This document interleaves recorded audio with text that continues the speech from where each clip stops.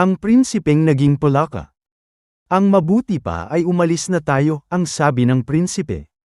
O siya sige, ang sagot naman ni Wigo. Akmang aalis na ang mga ito nang marinig nilang nagsalita muli ang lalaki. Hindi ko makalimutan na ako ay tinanggal ng prinsipe sa aking trabaho, dahil sa nagkamali ako ng ibinigay na sapatos sa kanya. Hindi man lang tinanggap ng prinsipe ang aking paghingi ng paumanhin, imbes ako ay pinaalis na lamang, ang nalulungkot na sabi ng lalaki.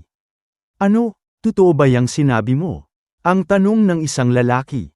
Oo, hindi tinanggap ni Prinsipe Tasso ang paghingi ko ng tawad sa aking pagkakamali. Wala na din naman akong nagawa, kung hindi umalis na lamang. Ang malungkot na kwento ng lalaki. Nagulat din sina Wigo at Hugo, at tiningnan ang lalaki. Tahimik naman ang prinsipe. Hay nako, kung ganun mas mabuting si Prinsipe Armano na lang talaga ang maging hari. Ang sabi naman ng isang lalaki.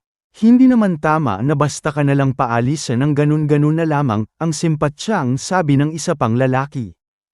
Umalis na tayo, ang sabi ng prinsipe. Sinundan naman nila Wigo at Hugo ang prinsipe. Nagpalipat-lipat ang mga ito ng lugar. Hanggang sa marating nila ang sentro ng bayan. Nakita ng prinsipeng palaka ang pinuno ng mga kawal.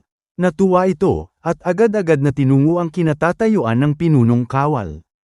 Huli na nang mapagtanto nila Wigo at Hugo ang balak ng prinsipe. Nasa harapan na ng pinunong kawal ang prinsipe.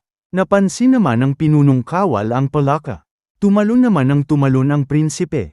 Tumalon ng tumalon ang prinsipe, sigaw ng sigaw ito, hanggang sa tuluyan na niyang nakuha ang atensyon ng pinunong kawal. Napatigil ang prinsipe at napangiti ito, lumapit ang pinunong kawal sa kinaroroonan ng prinsipeng palaka. At pagkalapit niya ay agad nagbigay ng utos ang pinunong kawal. Hulihin ang palaka, ang utos nito. At sumunod agad ang mga kawal. Nagulat ang prinsipeng palaka at agad itong tumakbo paalis. Naghabulan ang mga ito, at tinulungan naman nila Wigo at Hugo na makatakas ito. Dito muna tayo, hanggang sa makaalis sila, ang sabi naman ni Wigo. Kailangan kong makapasok sa kaharian ng Storyland, ang sabi naman ng prinsipeng palaka. Hindi pa ba sapat sa iyo ang nangyari kanina? Hinuhuli ka na nga ng iyong mga kawal, ang inis na sabi naman ni Hugo.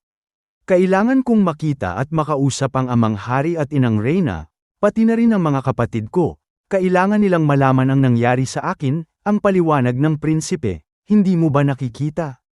Isa kang palaka. Isa kang palaka. Isa ka ng palaka. At kahit na anong sigaw mo, at kahit na anong talon mo dyan, hindi ka nila maririnig at makikilala. Alam mo kung bakit? Dahil hindi ka na prinsipe, isa ka ng palakang isinumpa. At huwag mong kakalimutan na ipinagbawal mo ang mga palaka sa kaharian ng Storyland.